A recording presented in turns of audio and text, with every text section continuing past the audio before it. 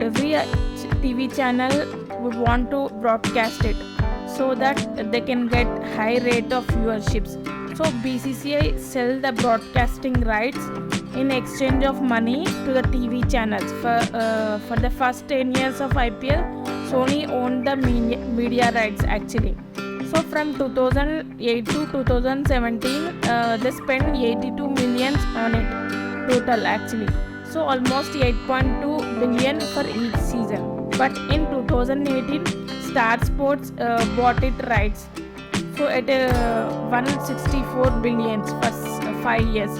The approximate cost of it per year would be around 33 billion. So even here, half of amount received by and retained by BCC actually, and the remaining is given to franchises of the participating teams.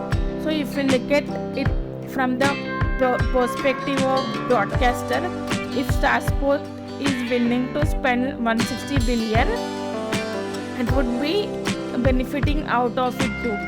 So because obviously they would spend a lot of money for no reason. So friends, the thing is that not only do they earn back this amount, they end up making profits from this deal. Like, because if you want to run an ad of 10 seconds on Star Sports during IPL, so you have to pay the whopping amount of 1.5 million for 10 seconds ad actually. So 1.45 million to be exact. So it is the price charged by Star Sports actually. If you want to run the ad during the match, the ads that are run between the overs, right? So Star Sports spends a considerable amount of, most likely it earns a higher amount by running the ads of other sponsors. So on their TV channels. Now let's look at it from perspective of the IPL team. So an IPL team is owned by private companies or private individuals, right?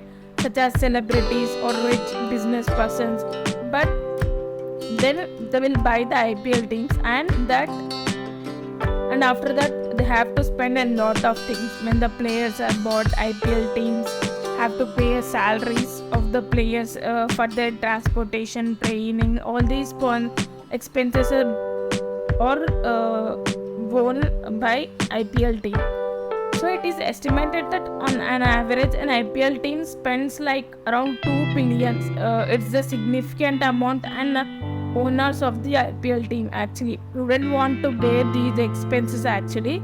So where do they get this money from? So I have already told you that BCCI shares 50% of its revenue with the IPL teams, but it is not enough actually. Even for the teams, the main source of revenue is from the sponsors itself.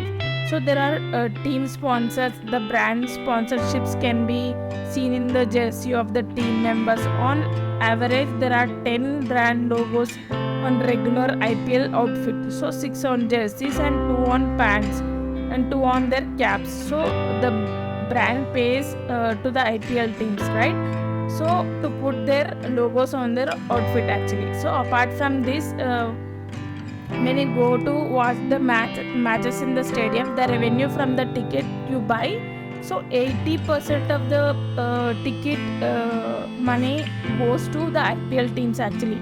So especially speaking for a stadium that's hosting the match, right?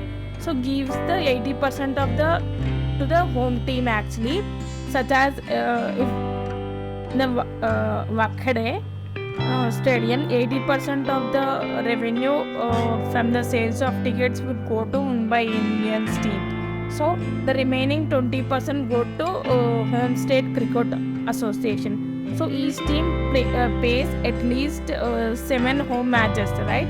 So the teams have opportunity to earn from this source as well.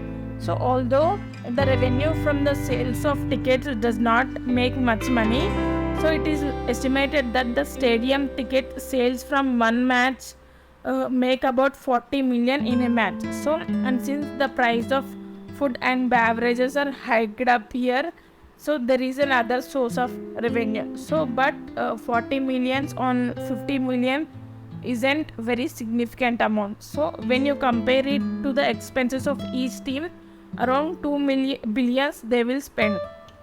So additionally, this is the revenue of the IPL teams.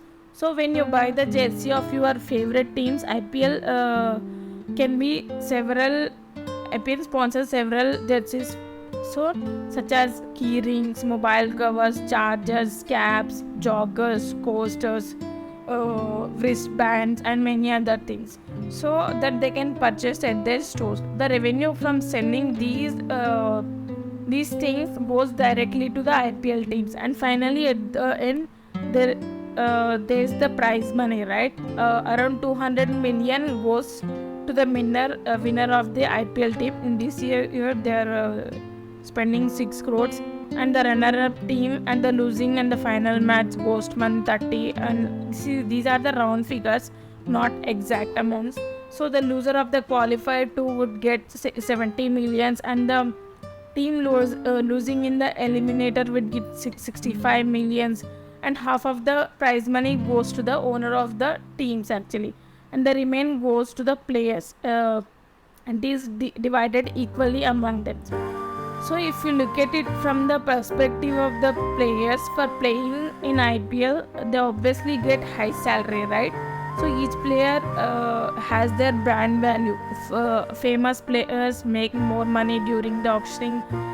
But in addition to this, since half of the prize money is equally distributed among the players, there is an additional motivation for the players to win the tournament actually.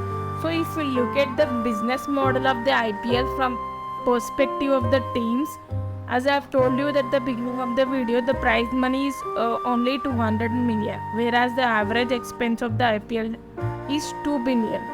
And the brand values of the IPL teams have started exceeding 200 billion as well.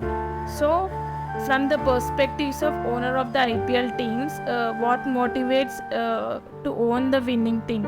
So think about it. What would the owners of the IPL team wants their team to win the tournament? So 200 million isn't as significant in this context, but it is not because of this 200 million that they would want the team to win. Instead, the real reason here is the brand value of their team.